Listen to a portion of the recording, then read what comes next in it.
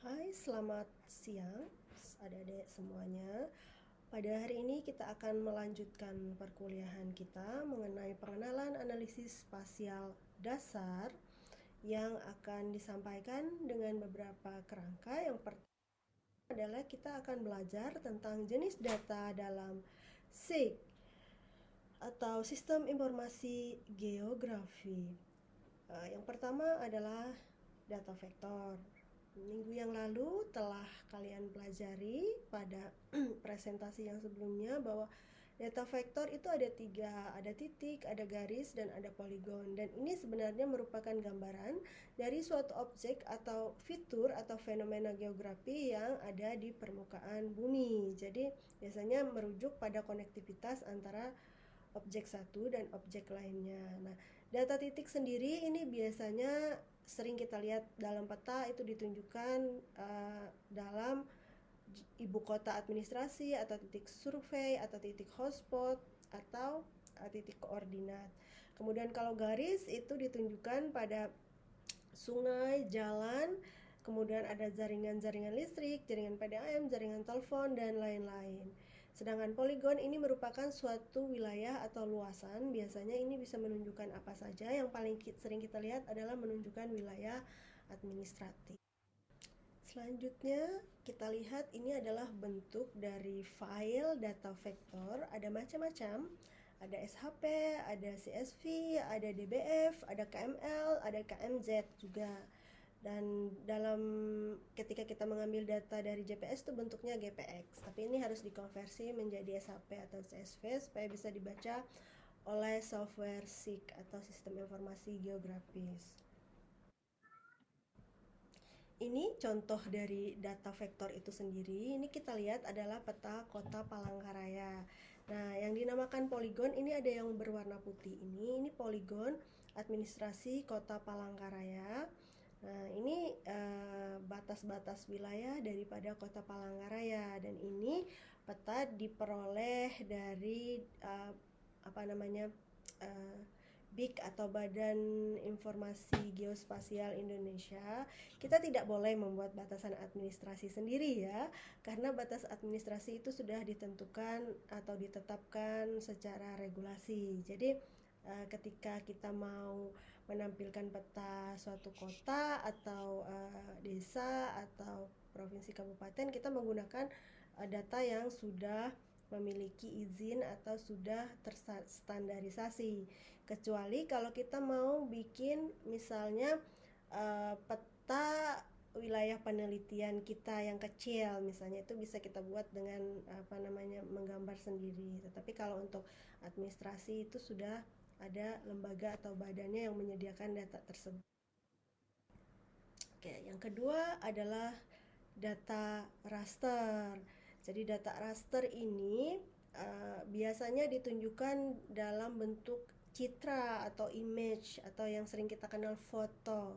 Jadi data ini merupakan realitas atau objek atau fitur yang dilambangkan dengan area yang terdiri dari satuan luas dalam bentuk segi empat sama sisi. Jadi objek ini tersusun dalam bentuk piksel-piksel. Semakin besar resolusi, maka semakin kecil pikselnya. Contohnya kamera kita nih. Sekarang kan kamera kita dibanding yang dulu ada VGA, sekarang itu ada yang apa namanya 1 megapiksel, 2 megapiksel, sampai yang terakhir mungkin udah 30-40 megapiksel misalnya. Nah, semakin tinggi pikselnya itu kan semakin jelas ya gambarnya, karena semakin tinggi piksel itu semakin kecil-kecil piksel yang ada di dalam foto tersebut, sehingga semakin detail. Nah, misalnya kita berfoto nih menggunakan video VGA dan menggunakan yang 10 megapiksel, tentu akan lebih jernih 10 megapiksel karena dia lebih detail menggambarkannya. Nah, mungkin belum kebayang kalau kita tidak menyukai fotografi atau tidak senang foto-foto atau belum familiar dengan itu. Tetapi ketika salah satu contoh nyata, misalnya kalian punya foto nih, kalian punya foto soft coffee di internet, coba kalian zoom in atau diperbesar sampai kelihatan, nanti pada saat sudah tidak bisa diperbesar lagi, itu akan kelihatan segi empat. Jadi sebenarnya foto kita, wajah kita yang kelihatan di foto itu adalah kumpulan dari piksel-piksel. Jadi piksel itu merefleksikan daripada objek atau realitas yang ada. Oke, biasanya bentuk file raster itu ada IMG, ada JPEG, ada TIFF, ada KMZ juga. Nah, jika file ada dalam bentuk lain, maka kita harus mendigitalisasi. Misalnya dalam bentuk JPEG, itu biasanya kan tidak bisa dianalisis. Harus didigitalisasi jadi bentuk IMG atau TIFF. Kemudian ada juga vektor, biasanya kita mau ubah jadi bentuk raster juga harus memerlukan software GIS. Nah, ini nanti kita akan belajar lebih lanjut bagaimana cara melakukan ini. Nah, pengenalannya. Ini contohnya. Nah, ini ada foto yang saya ambil dari Google Earth. Ini foto wilayah jurusan budidaya pertanian. Bisa kalian lihat di sini itu ada laboratorium analisis, ada jurusan, kemudian ada ruang kebun percobaan dan ruang dosen misalnya. Ini diambil dari Google Earth yang menunjukkan data citra satelit pada suatu masa tertentu. Nah, ketika kita melihat seperti ini, kan kita tidak menyadari ini sebenarnya adalah bentuk kotak. Kita lihat, mirip dengan kondisi sebenarnya, misalnya. Nah, ternyata ketika kita zoom, tadi yang seperti saya bilang, zoom semakin besar, semakin zoom in, ini akan kelihatan nih sebenarnya adalah kumpulan daripada kotak-kotak segi 4 piksel yang warnanya berbeda-beda, seperti itu ya. Jadi ini adalah file atau data raster. Selanjutnya kita akan mempelajari tentang konversi antar model. Yang pertama dinamakan rasterisasi, yang kedua vektorisasi. Sesuai dengan namanya bahwa rasterisasi ini adalah proses perubahan atau konversi dari data vektor yang kita punya ke data raster, dari poligon, polyline. Lebih lanjut, nah salah satu metodenya yang sering digunakan adalah metode heat map analysis. Heat map ini adalah representasi grafis dari data di mana nilai-nilai digambarkan dengan suatu warna. Jadi warnanya tuh bisa berbeda warna atau gradasi. Nah, heat map atau peta panas ini memudahkan untuk kita mengartikan atau memvisualisasikan suatu data yang kompleks. Kalau misalnya tadi kita punya data tabel, itu kadang-kadang orang susah mengimajinasi seperti apa sih di lapangan, wilayah mana sih yang tinggi kandungan nitrogen, wilayah mana yang rendah. Tetapi kalau kita punya petanya, misalnya peta kandungan nitrogen dengan berbagai variasi warna yang menunjukkan variasi dari tingkat kandungan daripada total nitrogen. Nah, itu orang sangat mudah memahaminya. Tetapi yang perlu diingat, kita tidak bisa membuat suatu peta atau menganalisis heat map dengan heat map ini kalau data yang kita punya hanya cuma 6. Jadi biasanya ketika kita mau membuat peta, kita perlu big data atau data yang banyak. Tergantung luas wilayah apa yang mau kita tuju. Misalnya kita nih mau membuat peta kandungan nitrogen di Kota Palangkaraya. Jadi harus disesuaikan. Nanti kita desain grid samplingnya seperti apa supaya itu mewakili nanti Kota Palangkaraya. Tidak bisa kita mau bikin peta kandungan nitrogen Kota Palangkaraya yang kita ambil samplingnya hanya di UPR misalnya atau di kebun percobaan BDP. Tidak bisa, harus kita desain dulu ini gridnya, kita mau buat seperti apa. Nah, kalau misalnya adik-adik tertarik untuk melakukan penelitian ini, saya bisa coba bantu untuk kedepannya. Tetapi ya dari awal kita harus desain. Nah, sebenarnya ini bisa gampang, bisa susah juga penelitian ini. Jadi penelitiannya misalnya nih kita bikin grid nih, berbagai grid kita coba, karena selama ini kan belum pernah ada dicoba. Misalnya katakanlah untuk Kota Palangkaraya titik samplingnya 10, titik samplingnya 20, titik samplingnya 30, apakah benar atau real atau bisa menunjukkan kondisi asli di lapangan. Nah, itu kita bisa coba variasi berbagai titik sampling, petanya, visualisasinya seperti apa. Nah, awalnya metode heat map ini sebenarnya dari tampilan 2 dimensi dalam bentuk matrik. Mungkin kalian sudah belajar statistik ya, sudah belajar statistik tentang matrik dan segala macam. Atau kalian sudah familiar kerja dalam Excel. Excel itu kan terdiri dari matrik-matrik kolom dan baris ya. Nah, itu awal dasar daripada heat map ini. Nah, itu biasa zaman dulu kan warnanya cuma abu-abu dan hitam atau putih, tapi sekarang kita bisa variasikan dengan warna-warna yang berbeda, dan istilah ini menjadi merek dagang itu pada awal 90-an ketika perancang perangkat lunak Konak Kine membuat alat untuk menampilkan informasi pasar keuangan pada waktu yang real time secara nyata. Jadi kegunaannya heat map ini bisa macam-macam ya, tidak hanya untuk yang pemetaan tanah tadi, bisa macam-macam tergantung tujuan kita, analisis kita seperti apa. Misalnya juga kita mau lihat tingkat kemiskinan penduduk atau tingkat misalnya bukan kesuburan tanah sih, tingkat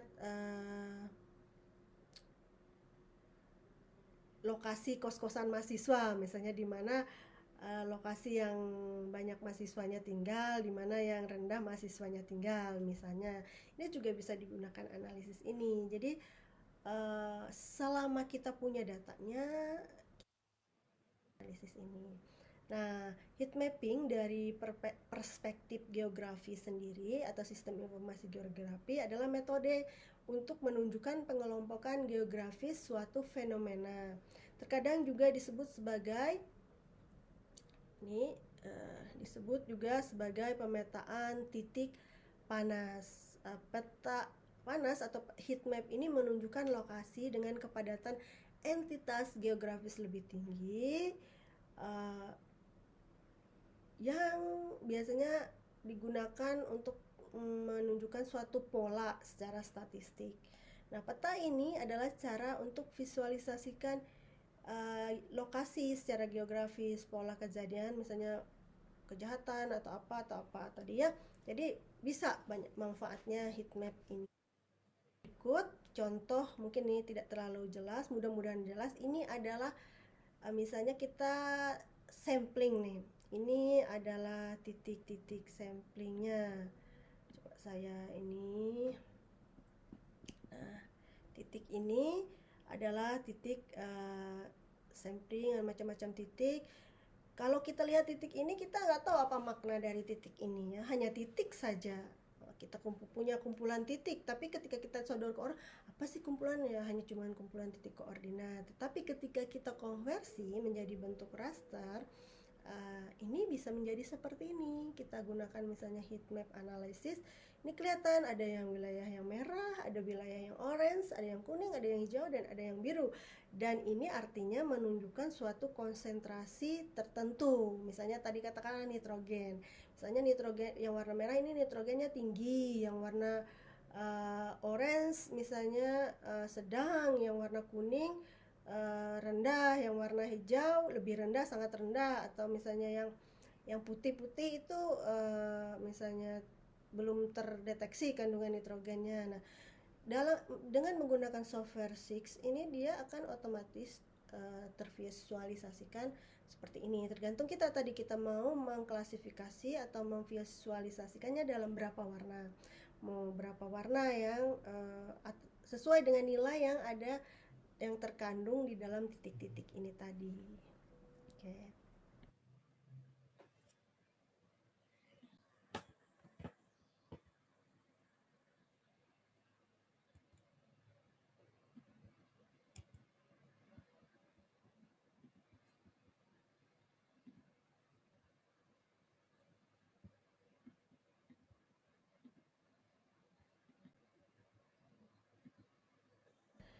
Nah, yang kedua adalah vektorisasi. Kalau tadi dari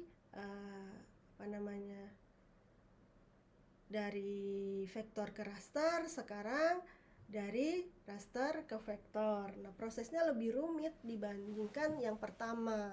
Yang pertama itu kita bisa menggunakan software sistem informasi geografi apa saja. Nah, tapi yang kedua ini cukup rumit. Kita harus memahami apa yang menjadi makna dalam citra satelit atau dalam foto udara atau dalam suatu foto yang kita punya, suatu data raster yang kita punya. Nah, misalnya kita mau mengkonvert ini jadi bentuk poligon atau mau jadi bentuk titik. Nah, itu tergantung kita ya. Nanti ada beberapa caranya yang lumayan harus dipelajari. Ini biasanya dipelajari dalam topik penginderaan jauh ya, karena kalau yang tadi rasterisasi itu bisa kita pelajari dalam topik sistem informasi geografi, tapi vektorisasi ini adalah topik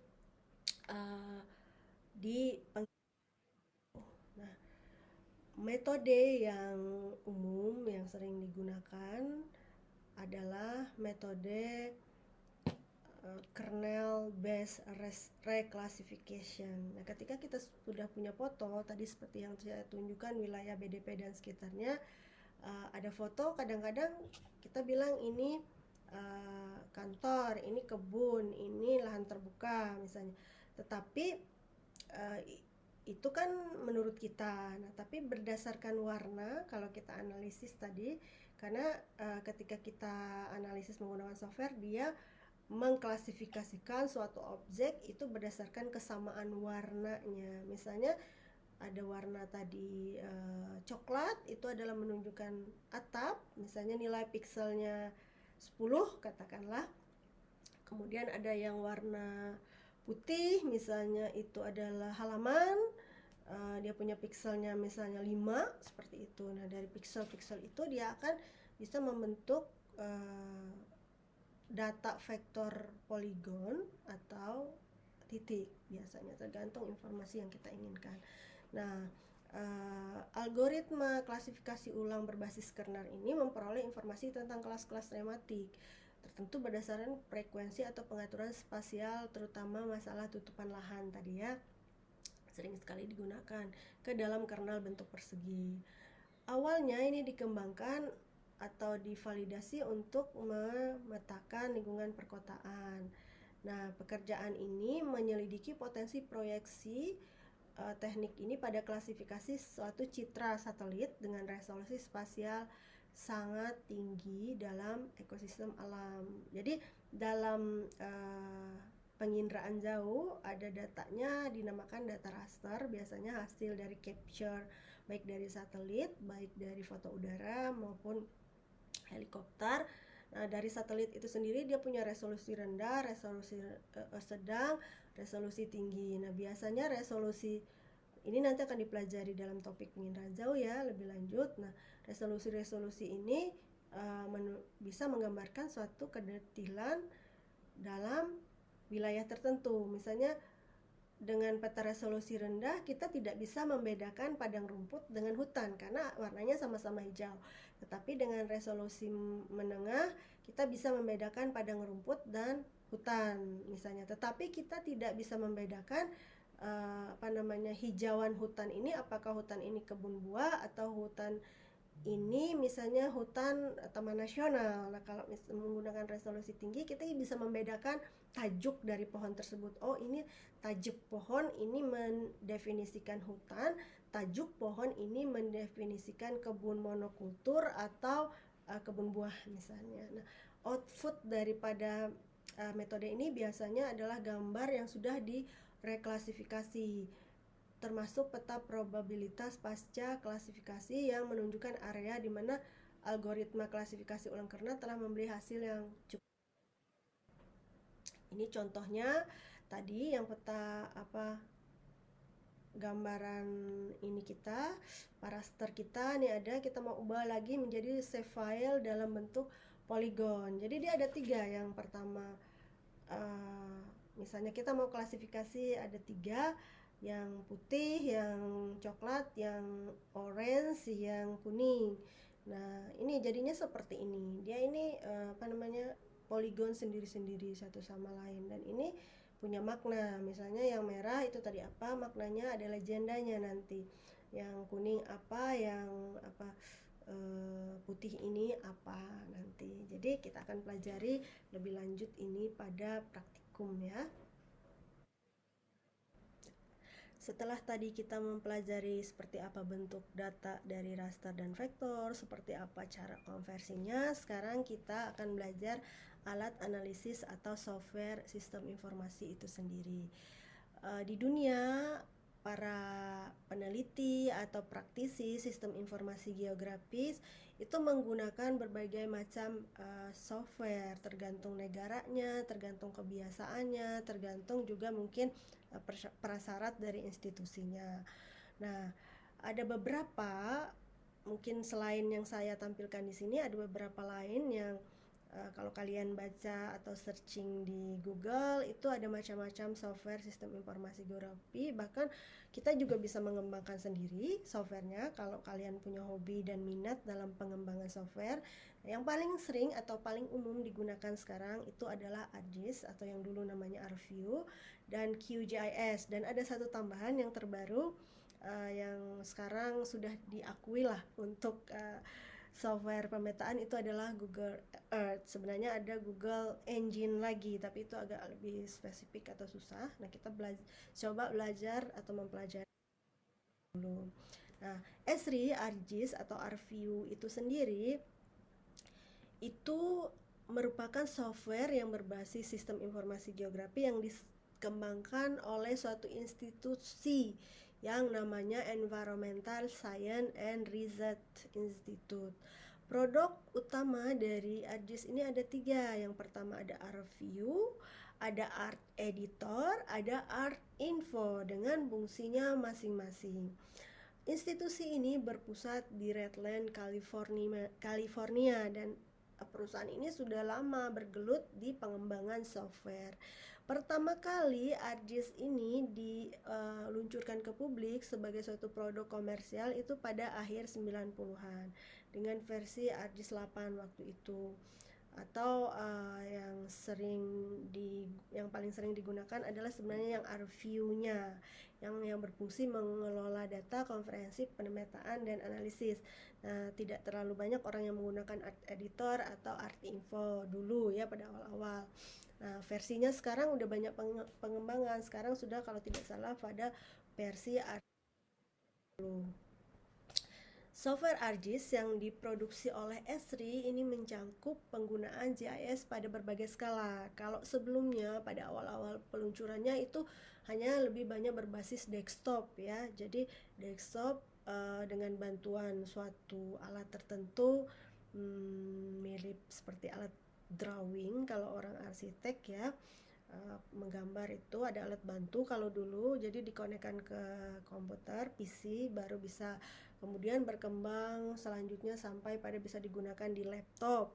Kemudian ada art object untuk khusus para developer tadi. Kalau developer ini belum puas dengan fitur yang ada di ArcGIS ini, yang standar fitur bisa dikembangkan dengan inovasi-inovasi baru. Biasanya ini developer termasuk para peneliti informatika yang senang mencoba-coba.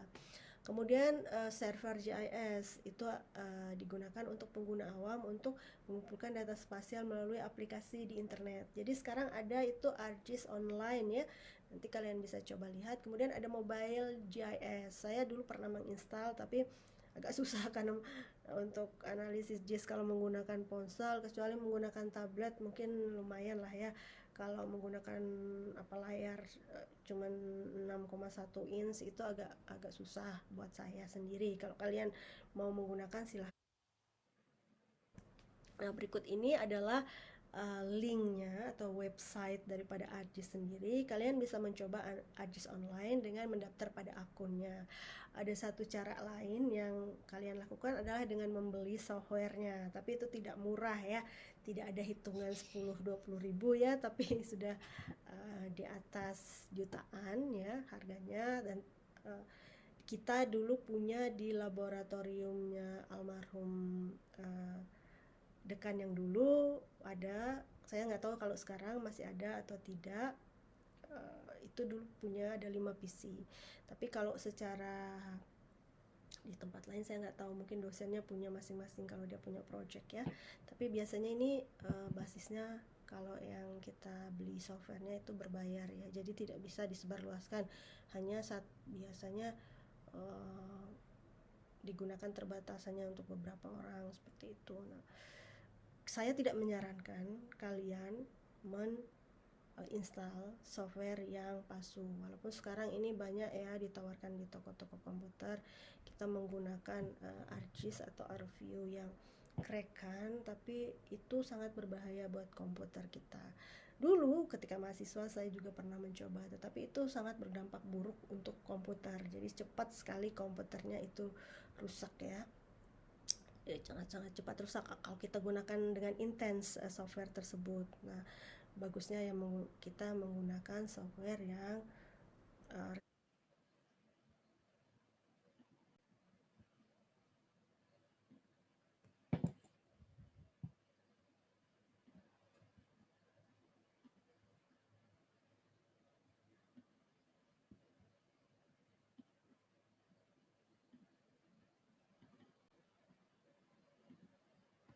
yang kedua itu Quantum GIS. Quantum GIS ini pertama kali dikembangkan pada awal tahun 2000-an. Ini kemudian diluncurkan pada tahun 2009. Nah, pada tahun selanjutnya ini semakin dikembangkan terus nih QGIS, atau dulu namanya Quantum GIS, sehingga bisa digunakan dengan berbagai operasi sistem. Kalau awalnya itu hanya operasi sistem tertentu, tapi sekarang bisa Macintosh, operasi sistem Linux, Unix, Windows juga seperti yang kalian gunakan. Nah, satu lagi saya lupa tadi yang di bagian ArcGIS. ArcGIS itu belum bisa digunakan dalam operasi sistem yang lain. Kalau dia berbasis desktop ya, dia hanya bisa digunakan untuk dalam Microsoft Windows, sistem operasi Microsoft Windows. Nah, kalau kita mau memasukkannya, kita misalnya kita punya komputer Linux atau Macintosh, kita harus menggunakan aplikasi pihak ketiga lagi supaya dia bisa digunakan di sana. Nah, QGIS ini kemudian terus berjalan berkembang sekarang, dan ini bisa lihat konsepnya sama seperti ArcGIS, tapi ini lebih sederhana karena kalau yang kompleks tadi dia kan punya lisensi ya. Kalau ini lebih sederhana saja dan menurut saya gampang digunakan. Secara umum konsep yang kita tahu dalam membuat peta, apapun softwarenya, dalam membuat peta baik menggunakan ArcGIS atau QGIS, kita harus punya basis data dulu. Kalau kita nggak punya basis data, nggak ada yang bisa kita analisis. Basis datanya bisa poligon, tadi bisa bentuk raster, bisa bentuk titik atau bentuk garis. Jadi itu bagaimana cara untuk membuat data itu perlu pelajaran sebelumnya. Ada beberapa pelajaran, misalnya survei dan evaluasi lahan, kemudian apa namanya, aplikasi komputer atau yang lain-lain lah ya. Jadi kalian juga harus belajar cara mengumpulkan datanya, karena di sistem informasi geografi ini kita hanya mempelajari cara mengolahnya. Kayak kita udah punya bahannya, tapi cara mendapatkan bahannya itu kita harus belajar lagi seperti itu.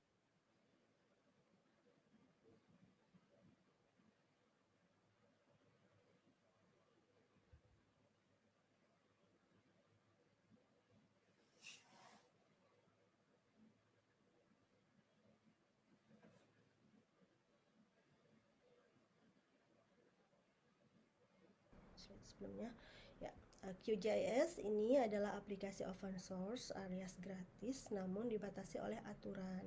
Tidak berbayar di sini artinya ada koridor-koridor tertentu yang harus kita penuhi ketika kita menggunakan ini. Sedangkan ArcGIS yang dari S3 ini sifatnya berbayar. Kalau yang gratis tadi bisa 60 hari, ada 21 hari.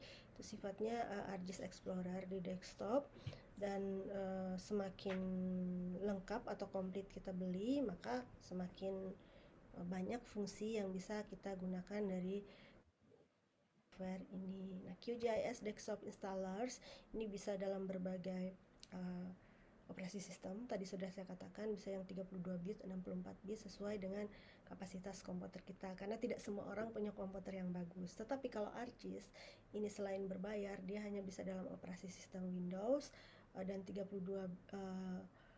di 32 bit. Jadi dan ini juga berat ya, lebih berat softwarenya ketimbang QGIS. Nah, cuman kalau QGIS ini dia akan minta update itu setiap saat. Jadi ketika kita connect dalam internet, ketika dia sudah ada versi baru, dia akan terupdate otomatis ya. Jadi kadang-kadang kalau komputer kita misalnya komputer yang lama, karena dia terus minta update sehingga dia juga tidak bisa digunakan. Jadi tahun beberapa kali ada permasalahan ketika mahasiswa mendownload baik ArcGIS maupun QGIS. Ini kalau dengan komputer yang dengan Intel Atom atau Celeron tidak saya sarankan ya, karena biasanya lelet jadinya ya. Apalagi kalau kalian masukkan di situ aplikasi games lagi di komputer kalian, itu lebih lelet lagi ya. Nah, karena dia juga proses pemetaan ini menggunakan banyak kapasitas dari komputer ya. Jadi benar-benar saran yang paling terbaik itu komputernya iCore 5 dan kemudian software di dalam komputernya itu terupdate. Tidak ada menggunakan software yang abal-abal atau tidak menggunakan komputer dengan sistem operasi yang abal-abal juga. Jadi karena sekarang kan banyak tuh, terutama di Indonesia ini dijual komputer murah tetapi sistem operasinya misalnya Windows dengan kerekan, bukan original. Itu harus diingat. Nah, itu biasanya akan terjadi masalah dengan si software pemetaan. Jadi dipastikan modal dalam analisis sistem informasi geografi adalah komputer, dan komputernya harus bagus. Jadi bisa kalian pikirkan kalau mau serius untuk melakukan penelitian atau untuk mempelajari ini, komputer harus diperhatikan. Bukan saya memaksa kalian membeli komputer baru terus minta sama orang tua ya, tetapi itu adalah sebenarnya wajib, prasyarat. Kalau nggak ada komputer, apa yang bisa kita analisis? Kita nggak bisa pakai buku tulis untuk analisis sistem informasi geografi. Nah, itu. Oke, selanjutnya ini tambahan ya. Nanti kita akan pelajari juga dalam praktikum. Ini yang saya suka karena ini lebih cenderung mudah dipelajari oleh mahasiswa pertanian. Karena mahasiswa pertanian kan tidak punya banyak basic komputer atau sistem informasi atau pemetaan atau geografi. Jadi ini paling gampang. Ini awam, kalau kalian misalnya sudah sering menggunakan Google Map, Google Earth, itu sudah familiar. Nah, untuk Google Earth sendiri ini ada versi mobile, juga ada versi desktop.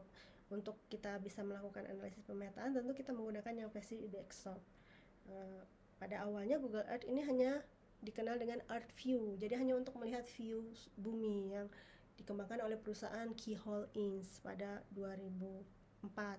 Kemudian diluncurkan dalam versi Windows dan Mac itu sekitar pada tahun 2005 dan 2006 bisa untuk Linux. Jadi versi komputer apa aja, kalau kalian punya komputer itu nanti kalian cek dulu sebelum install sistem operasinya apa supaya dia sesuai. Jangan menginstal yang Mac tetapi menggunakan yang Windows, nggak bisa. Jadi harus dibaca dulu, hati-hati. Nah, gambar-gambar pada Google Earth tidak semua diambil pada waktu yang sama sebenarnya. Yang kalian lihat misalnya Google Earth itu bagus gambarnya, tapi sebenarnya itu adalah kompilasi dari beberapa waktu tertentu. Dengan umumnya satelit resolusi tinggi ya, ada juga yang resolusi rendah atau moderat seperti Landsat, itu ada di beberapa tempat. Jadi tidak semua wilayah kita bisa zoom in, misalnya hanya di kota-kota saja yang kita bisa zoom in sampai berapa kali zoom itu bisa kelihatan jalan, tetapi misalnya di wilayah pedesaan tertentu yang tidak punya data citra di Google Earth itu hanya bahkan jalan nggak kelihatan, mungkin hanya bisa membedakan ada hutan daun hijau dan yang warna lain seperti itu. Selain itu, dalam perkembangannya Google Earth juga memiliki data DEM atau modal elevasi digital. Jadi kalian bisa mengukur ketinggian sekarang. Saya pernah mencoba ini untuk research. Saya kompilasi dengan data hasil survei yang saya lakukan transek ketinggian suatu permukaan, dan ini lumayan lumayan mendekati ya. Tapi kita harus tes di ground juga, di lapangan, dan itu cukup menyita waktu juga ya. Itu cara pengambilan data tadi. Oke, nah kita juga bisa melihat bentuk dimensi dari berbagai, kita sekarang ada kalau nggak salah Google Earth Tour, kita bisa melihat Grand Canyon, Gunung Everest, atau Menara Eiffel yang ada di Paris, itu bisa kita lihat melalui Google Earth langsung 3 dimensinya ya. Nah, ini adalah link websitenya, kalian bisa download, kalian bisa coba. Karena kedepannya kita akan gunakan ini untuk praktikum. Nah, ini yang paling mudah yang bisa dipahami mahasiswa sejauh saya mengajar mata kuliah sistem informasi dan sistem informasi lahan, geoinformasi. Ini yang paling gampang dimengerti oleh mahasiswa pertanian ketimbang software-software yang lain, karena kalau yang lain itu pun harus kumpul data tadi. Kalau ini kita bisa menggunakan data yang ada saja, yang simpel ya. Mungkin itu dulu perkuliahan pada hari ini yang dari saya. Sampai ketemu minggu depan dengan topik yang lain lagi, yang saya harap kalian bisa menyiapkan komputernya ya, karena nanti kita ada praktikum, jadi dia bisa menggunakan karena memang akan ada banyak masalah nih dalam menginstal ini nanti, kalau komputernya memang tidak benar-benar prima seperti itu ya. Dan itu dulu yang dari saya. Selamat sore. Selamat beraktivitas dan mengikuti mata kuliah yang lain kembali. Terima kasih.